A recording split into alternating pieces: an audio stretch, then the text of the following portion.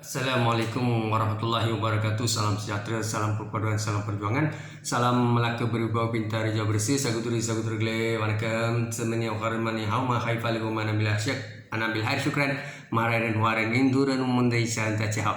Tuan-tuan dan puan, saya Muhammad Anwar Fahmi Haridas bin Abdullah. Baik, hari ini kita akan membincangkan hampir 9 perkara. Saya catat poin-poin penting kerana saya takut khawatir lupa untuk kita berbincang secara lestari. Baik, tuan-tuan dan perempuan, hari ini kita motivasikan diri kita. Apa yang saya cakap pada tuan-tuan atau berkongsi, I throw the ball to the wall, the ball bounce back to me. Maknanya, ilmu yang baik mesti kita sampaikan, kita kongsikan. None of us perfect, none of us the best. So we are learning from our surrounding, we are learning from our mistake, we are learning from people. It's all about our intention to do the best for us and for the nation. It all depends. Nowadays we have all the instruments, new media, Twitter, Facebook, YouTube. You can use semua kemudahan-kemudahan, all the facilities to encourage yourself, to educate yourself and people surrounding. Baik, hari ini yang pertama. Selalunya kita dengar ubah pada usia 45 tahun. Mengapa kita mesti ubah pada usia 45, tidak ubah 25, 30? Sebab sebenarnya kalau kita mengubah sikap kita, attitude kita, pendirian kita, mindset kita, worldview kita, daripada third class kepada first class mentality, daripada membuat perkara-perkara jenayah, perkara-perkara yang tidak baik kepada perkara yang baik, daripada melakukan seks, jenayah, rasuah, salah guna kuasa kepada benda yang baik. Kalau kita amalkan daripada usia 20 tahun sehingga usia 20 tahun atau dalam 20 tahun lebih baik daripada kita nak menunggu 45 tahun. Tetapi 45 tahun itu adalah satu indikator maksimum. Ya, satu usia yang sangat-sangat kita tak boleh leka lagi dah. By 40 plus kita kena perfect. Sepatutnya. Kalau kita tak ubah juga, dalam agama, dalam Islam dan apa-apa pengajaran, kita tahu perkara itu.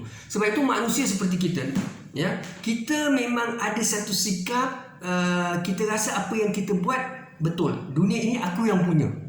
Ya, apa yang orang sampaikan itu kita tak berterima. So this 40 plus ni adalah masa untuk kita sama ada hijrah, betul-betul hijrah, mengubah destiny. Ya, belum terlambat lagi. Sebab ramai entrepreneur, businessman, siapa saja scholars, ya, mereka 45 tahun tu kalau mereka menghijrah atau menghijrahkan diri, mereka berjaya. Ramai usahawan yang sharing knowledge, yang beritahu mereka mengubah sikap dan sebagainya pada usia 48 dan sebagainya. Belum terlambat. Baik. Yang kedua, kelulusan yang ada. Kita melihat kepada, kita belajar apa saja kelulusan, tidak kira PMR, SPM, PT3, PhD, Master dan sebagainya. Baik. Ada orang, dia tunggu selepas graduate, dia tunggu dapat, saya Master, saya mesti kerja professors ataupun dia sebut scholars, lecturers, teachers, ada orang dia ada sikap macam tu, maka dia tidak akan dapat rezeki, dia tidak dapat membayar duit kereta, duit rumah dan sebagainya, tidak boleh membahagiakan keluarga atau menguruskan diri untuk membelanja untuk dirinya sendiri kerana dia bergantung kepada orang lain. Ini tidak sesuai. Tapi orang yang bijak dalam mereka yang tidak kira apa kelulusan mereka, mereka akan terus bekerja mencari rezeki yang halal untuk kebaikan diri, tidak membebankan orang lain atau membebankan diri atau menyeronokkan diri dan menggembirakan diri. Yang mana yang kita mahu? Sama ada kita menunggu menganggur atau kita bekerja, apa saja pekerjaan yang penting halal.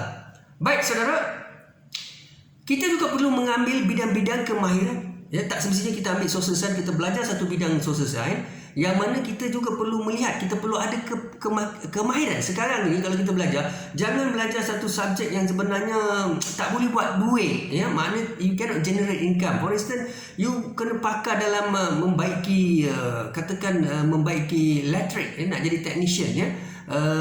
Kita boleh buat kerja-kerja pendawaian, kena belajar. Rumah kita apa yang rosak kita boleh buat sendiri, ataupun kita cari side income. Begitu juga kalau kita pandai membaik pulih kenderaan, kereta, motor kita boleh buat kerja part time. Begitu juga kita kalau pandai membaiki komputer, PC, laptop, handphone dan sebagainya. Ini adalah kemahiran-kemahiran yang perlu ada untuk kita, keluarga kita, jiran-jiran kita, anak belia dan siapa saja. Sekarang ni kita bukan mencari diploma, degree, master, PhD saja.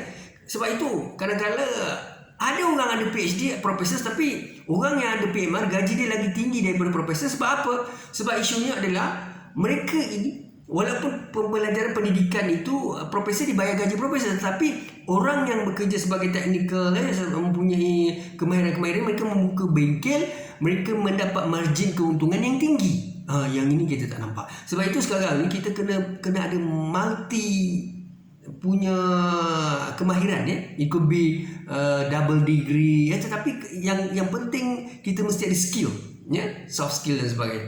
Yang ketiga yang saya nak sebut di sini adalah kemudahan yang ada, ya.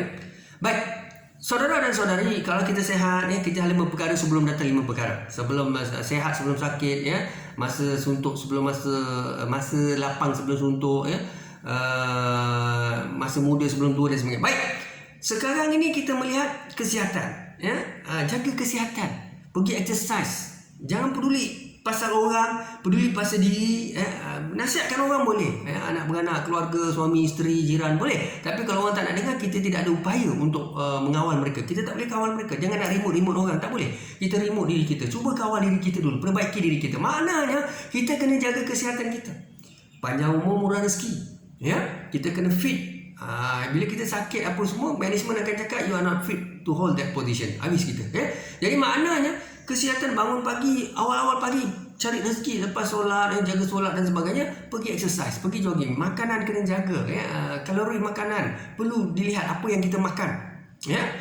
Kemudiannya kita juga perlu melihat kepada, baik, manusia ni kalau tuan-tuan tengok dari segi rumah yang dia ada, kenderaan yang ada, tanah yang ada, jagalah, ya. Wasiatkan kepada orang yang amanah, jangan orang yang tembolok, ya, rakus, dapat dijual. Tak boleh. Orang-orang yang ada integriti, warisi, ya, demi kebaikan anak beranak, cucu cicit dan sebagainya, dia tidak menjual, tetapi dia sebenarnya mengembangkan aset itu dan memanfaatkan apa yang ada. Kalau tanah itu berturun-temurun, jaga tanah itu, generasi demi generasi mengusahakan bidang pertanian, peternakan dan sebagainya. Kita mahu begitu, ya. Kita punya keturunan, ya. Jadi kemudiannya kenderaan, rumah yang kita ada, jaga elok-elok, maintain, ya. Jangan asyik nak jual aja, ya. Dapat duit, enjoy. Lepas tu duit dah tak ada, mengecek sana mengecek sini, ada aset, jual lagi. Ini orang macam ni tak ada tanggungjawab. Jadi wari-wari macam ni bahaya. Kemudiannya kita perlu juga melihat, ya, manusia ni kadang-kadang kalau kita tengok, dia punya sifat adalah dia lupa kepada anugerah Tuhan. Maknanya hari ni kalau kita ada kenderaan, basikal, kita minta pada Tuhan, ya Allah, ya Tuhanku, berilah aku motosikal. Bila dapat motosikal, aku akan beribadah, aku akan buat yang baik, jaga solat 5 waktu pada waktunya dan sebagainya. Ya, bila dapat motosikal dan sebagainya, kita enjoy, kita lupa, kita sibuk, kita sibukkan diri. Motor hilang, kita sedih, kita marah, kita tanya kenapa Allah uji kita, kenapa sampai motor kita dicuri orang. Bila kita doa lagi dapat kereta, kita janji pada Tuhan perkara yang sama, akhirnya kita tak lakukan. Jadi inilah keberkatan, maknanya kufur nikmat. Apa yang Tuhan beri itu adalah kebaikan untuk kita, aset, rumah, kenderaan, jaga elok-elok, bersihkan rumah, bukan saja rumah tu bersih, dapur bersih, bilik tempat tidur bersih, bilik air, tempat kencing berak, semua tu kena bersih. Ya, kualiti kehidupan kita mesti bersih, ya. Rumah kita bangun bersih, ya, pinggan mangkuk bersih, dapur bersih, ya, tidaklah bau busuk, hapak dan sebagainya. Itulah sifat syaitan, dia suka duduk di mana-mana dan kehidupan kita tidak ada berkat, malaikat pun tak masuk rumah, ya. Jadi kena ingat, kehidupan itu mesti berkualiti. Jaga apa yang kita ada, ya. Yang keempat adalah kedajalan dan kelaziman usia versus manusia itu. Maknanya manusia ini memang kita tahu fitrah dia dajal. Dia ada libido atau korin dalam badan dia. Sigmund Freud dia kata id ego super ego. Id ni jahat, dia nafsu yang ketara. Baik, sebab itulah manusia kalau dia berzina, buat maksiat dalam usia mungkin 15 hingga 40-an, tak kira siapa. I throw the ball to the ball bounce back to me. Tak kira siapa, tuan-tuan saya, Profesor Lemeng, Ustazah, you cannot trust anyone, ya? Jangan percaya orang, ya? Sebab nafsu ini memang bergelagak. Pada usia itu memang kita semua ada pengalaman, tuan-tuan dan perempuan, ya? Semua orang ada pengalaman. Tak ada siapa yang declare dia buat itu, buat ini, dia terlibat dalam betul tak. Dalam usia macam itu memang nafsunya dia mencari-cari, ya? Kalau remaja mencari identity, ya? Mencari satu kehidupan yang dia sendiri tak nampak apa yang dia sedang pilih dan dia buat. Dia punya decision dia tak apa strong, ya, utuh. Begitu juga kita, ya. Sebab itulah kita akan macam-macam dalam hidup kita, memilih pasangan, berkawan, berhubung, ya. Ada yang terpalit dengan rasuah, salah guna kuasa, ada yang buat jenayah, ya. Ada yang buat kes-kes zina, free sex, ada yang rogol, ada yang macam-macam daripada usia 15 hingga 45. Kenapa 45 ke atas dia slow down? Sebab nafsu kita punya keinginan syahwat ni dia mula merosot. Ya? Jadi bila merosot itu, kalau suis lampu kat rumah tu, dia memang baru-baru tu memang macam tu lah nafsu kita. Kemudian lama kelamaan dia dah mula gelap, malap pap. Sama ada pap dia meninggal, pap kita meninggal, ataupun pap dia ada masalah, dia sebut mati pucuk dan sebagainya, ya. Keinginan seks dia kurang, ya. Perempuan lelaki sama lah, ya, dia akan jadi macam tu. Sebab tu kita kena ingat, ini adalah perkara dajal kita. Kita kalau orang cakap macam mana pun tak boleh dengar. Dalam usia 25 hingga 45 ni, ini usia kita lah, usia kita. Dunia ni aku yang punya. Aku tahu apa yang aku buat. Siapa kamu? Keringat aku, duit aku, usaha aku, hidup aku tahu. Ini semua adalah kamu dengki, pengkhianat, kamu asal dengki, iri hati, cemburu ni. Ya, ini sangat sukar. Sebab tu kita perlu faham remaja, perlu faham pasangan, keluarga, masyarakat. Ya, memang macam itulah. Ya. Kita ada pegawai polis Bukit Aman, bahagian seksual jenayah, seksual harassment ke jenayah rogol dan sebagainya. Pegawai berkaitan pun menyatakan bahawa remaja di Malaysia, anak-anak perempuan, ramai yang ketagih seks. Kerana kalau dia dah buat seks sekali, kedua tu remaja itu mengaku. Di antara remaja yang pernah melakukan seks, mereka ketagih. Ini bahaya. Bila orang ketagih, jadi orang yang cuba-cuba mendekati remaja yang ketagih, dia pula membuat seks dengan remaja itu, akhirnya ditangkap atas disebut atas sexual harassment ataupun atas merogol sebab dia underage. Ini bahaya, ya. Sebab itu persekitaran kena betulkan, anak-anak kena betulkan, parenting skill kena betulkan, masyarakat perlu dibetulkan, diberi pemahaman, ya. Orang yang rasa nak berjinak-jinak dengan perempuan ni kena diberitahu hati-hati sebab mereka tengah syahwat kuat. You pergi touch tak tentu arah, akhirnya you terlibat, malu, maruah you, etos you, ya. Mana you dibuang kerja, dimalukan, masuk akhbar dan sebagainya, ya. Macam-macam, ya. Baik. Kebolehpercayaan orang sekeliling, ya. Keywords yang keempat, ya. Can you trust people? You cannot trust people. Ya, maknanya you jangan cerita masalah peribadi you, masalah keluarga you, masalah you kepada orang yang terdekat. Walaupun setengah orang kata benda itu adalah release tension, benda itu adalah untuk kita menenangkan jiwa dan terapi. Bahaya. Dia begini, kalau salah pilih orang, ya. Kadang-kadang kawan rapat kita, dia sangat rapat, makan, minum, puasa dengan kita, ya, ustaz pun ada lah, memang cukup rapat. Tetapi akhirnya orang-orang yang tadi integriti etika ini, dia boleh sama ada dia aibkan kita, dia telanjang bogelkan masalah keluarga kita, masalah kita, dia pandang rendah pada kita, ataupun dia masuk dalam konflik. Dia ada conflict of interest, ya. Mereka masuk dalam sistem kita, dia ganggu rumah tangga kita atau mengambil peluang daripada kelemahan kita dan memburukkan kita sendiri. Ini ada berlaku. Sebab tu saya kata macam tu. Memang kena hati-hati. Tuan-tuan perlu berhati-hati, ya. Jadi dengan siapa kita perlu dapatkan khidmat nasihat ni? Ya, daripada orang yang kalau boleh jauh, yang tadi kata dengan kita, berbayar, profesional. Tuan-tuan boleh saman dia boleh saman tuan-tuan, ya, atau whistleblower. Kerana bila boleh sama menyaman ni, masing-masing takut, masing-masing tidak akan campur tangan dalam urusan rumah tangga, keluarga dan sebagainya, ya, ataupun mengaitkan kita. Tetapi kebanyakan pengamal-pengamal ini pun kaunselor, ustaz, ya, lawyer dan sebagainya, doktor, kita harapkan profesional, ya. Jaga etika, jangan aibkan, jangan buka cerita orang, ya. Perlu tahu perkara itu, ya. Dan I would like to share with you or advise myself and advise you guys, jangan cerita masalah anda kepada orang, ya. Kita tengok Datuk Ustaz Kazim Alias, Allah uji dia, ya. Allah uji sangat, kesian, kita doakan yang baik. Tapi apabila Ustaz ikhlas cerita dengan orang, ya, dia seorang yang terkenal, tokoh, ulama, rezekinya melimpah ruah dan sebagainya, semua orang sayang dia, suka dia, tapi itulah Allah uji dia. Tetapi perception orang, setengah orang bukan dia nak melong Ustaz Kazim Alias ni. Bagaimana beratnya ujian Ustaz tu, malahan dia mengaitkan, malahan dia pandang rendah, malahan dia Ustaz Kazim biasalah. Nampak?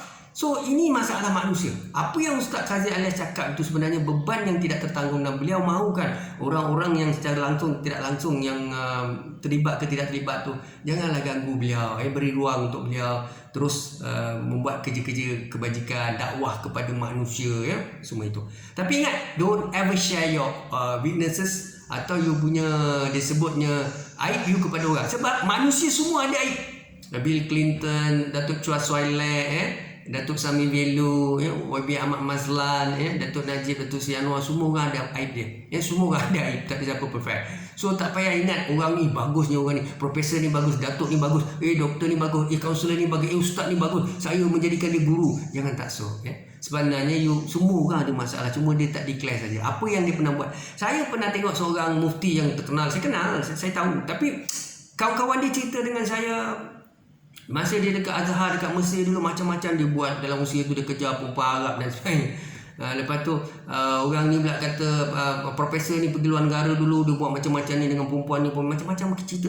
Jadi isunya bukan kita nak aibkan mufti, nak aibkan profesor, tidak. I throw the ball to the wall, the ball bounce back to me. Maknanya manusia pada usia tu memang macam tu, 15 hingga 45 tahun. Tak kira dia profesor, doktor, titeng, ustaz, ulama, memang tu, ya. Tapi manusia selagi ada nafsu, jangan taksub. Jadi maknanya kita kena yakin pada Allah. You have to trust your God. Berintih, doa, insaf, cerita dengan Allah, percaya Allah. Tuhan masing-masing lah. Baik. Kemudiannya kita sebut juga keperluan membuat keputusan, decision making dalam hidup. Bila ada krisis, kita kena ada alternatif A, alternatif B, alternatif C. Semua orang selagi dia hidup, daripada kecil, remaja sampailah dia warga emas, dia perlu buat keputusan, decision making. Macam mana nak buat keputusan yang correct, yang betul, yang perfect. Dia ada plan A, plan B, plan C, atau alternatif A, alternatif B, alternatif C. Yang A kenapa kita buat tak berjaya, kita ambil kedua. Yang B kita buat tak berjaya, insya-Allah yang ketiga tu boleh. Backup plan. Backup plan ni jangan satu. Dia kena A, B, C, D. A, B, C lah, 3. At least ada satu. Ingat, kaunselor, profesor, doktor, jangan bagi backup plan pada orang. Bila orang datang jumpa kita, klien kita cakap, okey, saya beri you 3 backup planning, yang mana you kena buat A, B, C. Kalau tak berjaya, dia akan backfire you, dia akan sama you balik. Mana? Faham tak? Kadang orang tak faham. Dia belajar tapi dia tak faham. Sebab tu saya nak nasihatkan diri saya dan tuan-tuan dan puan, siapa jadi kaunselor, ustaz, doktor, jangan nasihatkan orang buat macam ni, buat macam ni, buat macam ni. Tanya dia balik, biasanya dalam keadaan macam ni, macam mana pilihan orang lain, macam mana orang lain buat, macam mana pengalaman awak, kawan awak ke, guru ke, persekitaran awak, kenalan awak, macam mana dalam krisis ni dia ambil keputusan. Cuba bagi keputusan 1, 2, 3. Okey, itu cadangan dia, daripada dia, pengalaman dia, akhirnya dia akan apply plan A, plan B, plan C. So anything happen, dia tanggungjawab, bukan tuan-tuan. Baik, ingat tu kaunselor, profesor, doktor. Baik. Kemudiannya keperluan hargai keluarga. Ini masalah. Kita lebih suka kawan kita dengan cakap kawan jiran-jiran, ataupun orang luar. Dalam grup WhatsApp family ni, kadang-kadang kita tidak akan menghargai keluarga kita. Kita tidak akan menghargai keluarga kita, kualiti keluarga itu, pandangan, meraikan, pandangan hikmah, perumpamaan, beri nasihat. Kita tak suka. Bila abang kita cakap, kakak kita tak tahu, kita cakap, adik kita cakap. Jadi dalam grup kita tak pernah hargai. Kita pergi ambil lah citation, quotation daripada profesor sana, profesor sini, sifu sana, sifu ni, kita share. Tapi sedangkan adik-beradik sendiri itu mempunyai kualiti, walaupun dia bukan profesor, doktor, tetapi apa yang dia cakap tu signifikan, apa yang dia cakap tu baik, bermanfaat. Dan kita lebih memuji orang luar, meraihkan orang luar daripada meraihkan adik-beradik kita. Ini satu sikap hipokrit kita yang tidak baik. Kita perlu kikis. So mulai dari hari ini, mulai daripada saya, kita puji adik-beradik kita dalam keluarga, family group. Hargai setiap ayat yang dicakap, mungkin ada maknanya. Baik, tidak kira usia, dia mesti ada yang signifikan. Jadi satu lagi adalah persaingan. Ustaz Kazim Alias selalu menyebut, manusia ni asal dengki, iri hati dia cukup tinggi. Yang cakap ni ustaz, tuan-tuan, ustaz yang terkenal ni, Kazim Alias ni, bukan saya cakap. Jadi jangan percaya orang lah. Tuan-tuan berjaya dari segi career tuan-tuan, masa depan tuan-tuan ada family, ada keluarga, ada aset, ada apa, kejayaan. Tak payah share, tak payah nak sebut-sebut, tak payah nak banyak. Ada orang kata benda tu sharing is caring, caring is loving. Sebenarnya makin banyak orang tengok, makin banyak orang sakit hati. Cuba bayangkan saya dapat anugerah cemerlang kali keempat, berturut-turut, ataupun selang 5 tahun saya dapat anugerah cemerlang. Kemudiannya saya dapat taraf itu taraf ini, pingat itu pingat ni. Kemudiannya saya dapat gelaran Tan Sri. Lepas tu saya dapat kedudukan ketua jabatan dan sebagainya. Saya share tu share ini, pingat pergi luar negara, dalam negara. Orang memanglah wish tahniah, wish tahniah, tapi dalam hati dia belagak macam bagus. Ya. Sakit hati aku, asyik dia je dapat tempat. Kenapa orang lain tak ada ke? Kenapa asyik dia bagus je ni? Ini semua aku tak boleh terima ni, nampak? So benda-benda ni dia ada pro and cons. Ya. Memang orang kata sharing ni bagus untuk memberi motivasi, tetapi asyik muka kita je keluar. Tuan-tuan tahulah apa yang Ustaz Kazim Alias cakap. Ustaz Kazim Alias ni dia terkenal rezeki melimpah ruah. Orang sayang dia. Dia cakap banyak ilmu dia. Ya. Dia critical, dia credible. Tetapi itulah orang punya dengki, hasad, dengki, khianat, iri hati dengan dia. Bukan pada dia saja, Ustaz Kazim Alias, pada kita. Orang tak boleh tengok rumah tangga kita, anak kita, isteri kita, suami kita bahagia. Tak boleh tengok. Kawan rapat kita pun dia akan masuk dalam keluarga kita. Ini bukan al-fitnatul min khat. Orang yang kena saja tahu. Sebab itu Ustaz Kazim Alias cakap, saya kadang cakap orang tak percaya, orang akan pandang rendah. Dia cakap macam-macam tapi tak kena pada batang hidung dia, tak kena pada diri dia. Itulah cerita dia, tuan-tuan. Kita bukan doakan tuan-tuan kena atau saya kena, siapa kena. Ujiannya sangat berat, tetapi jangan percaya kawan, wal imam, ustaz, doktor, lawyer, kaunselor, siapa saja agak-agak berlapik-lapik bercakap. Jangan terlalu rapat mesra, curahkan semua luar dalam kain. Bahaya. Sebab manusia ni, tuan-tuan, rambut sama hitam, hati lain-lain. Kes banyak berlaku dan pengalaman ada. Ya, datang menyelinap masuk dalam sistem, akhirnya meruntuhkan rumah tangga orang dan macam-macam mereka buat ni.